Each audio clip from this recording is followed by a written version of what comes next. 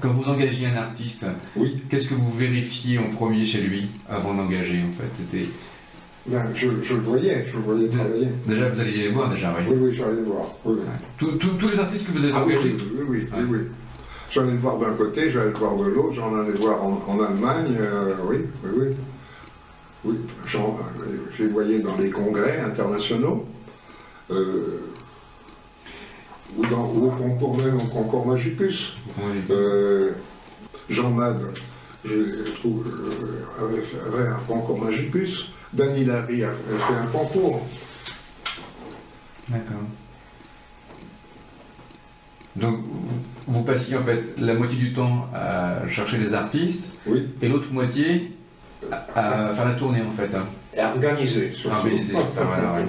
L'organisation prenait beaucoup de temps, c'est-à-dire que chaque année, je faisais en voyage de prospection, je faisais la tournée de toutes les villes où j'allais jouer. Il fallait connaître la salle, savoir quelle était la meilleure salle du lieu, de la ville, ouais.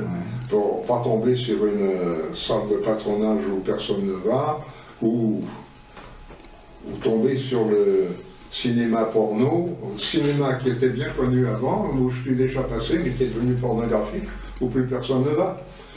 Voilà, et puis surtout pour rencontrer des journalistes, la presse, aller dans chaque journal et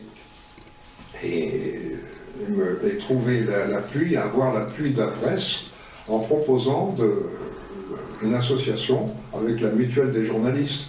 Ce qui a, d'ailleurs, si j'ai réussi, c'est parce que j'ai réussi à avoir la parution des articles que j'écrivais moi-même, des articles de presse successifs, il m'en fallait au moins 4 ou 5, où je décrivais tout ce qu'il y avait d'extraordinaire dans le spectacle pour que le public vienne. Sans ça, et mes concurrents qui n'ont pas fait ce travail, qui annonçaient simplement Festival de la Magie, se sont ramassés. C'est tout un travail d'organisation à l'avance. Et quand je n'avais pas la mutuelle de la presse, je prenais le patronage d'une autre association qui, elle, était importante et avait l'appui de la presse. La presse ne pouvait pas lui refuser le passage des articles. De telle façon qu'on donnait des articles espacés dans le temps qui arrivaient à la maturation du public, à l'infestation psychologique du public, du grand public. C'est ainsi que c'est la raison pour laquelle j'avais toujours la voyante, l'hypnotiseur, le yogi tel le yogi Clément-d'Or, je ne sais pas si vous en avez entendu parler,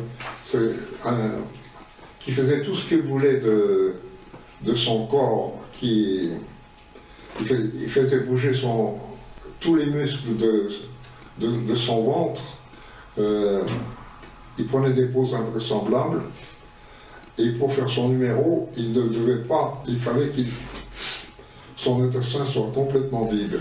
C'est ainsi qu'il ne mangeait que la nuit après le spectacle, et que dans la journée, il ne mangeait plus rien pour être complètement vide pour pouvoir faire son numéro.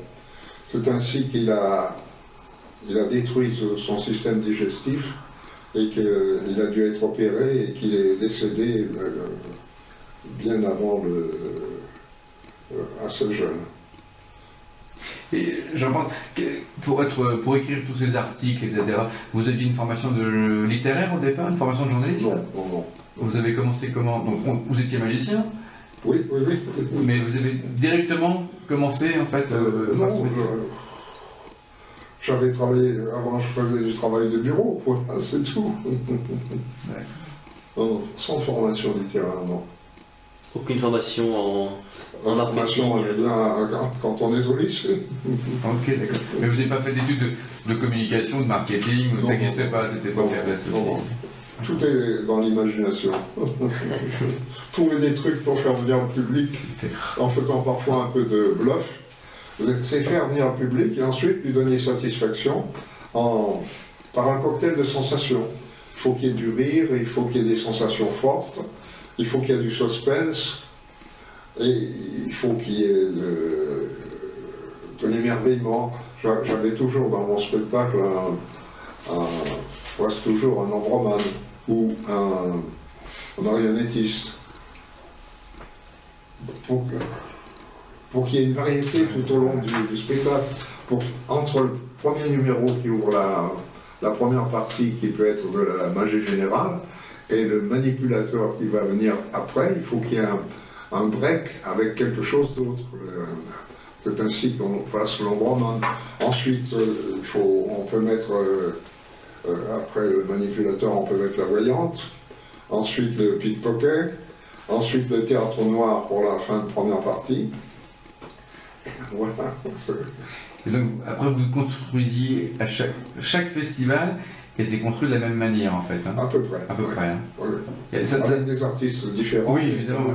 Mais il n'y a pas eu d'évolution entre les premiers festivals et les derniers sur la préparation, le montage ou la programmation. C'était quasiment identique l'une année sur l'autre. Oui, oui, oui.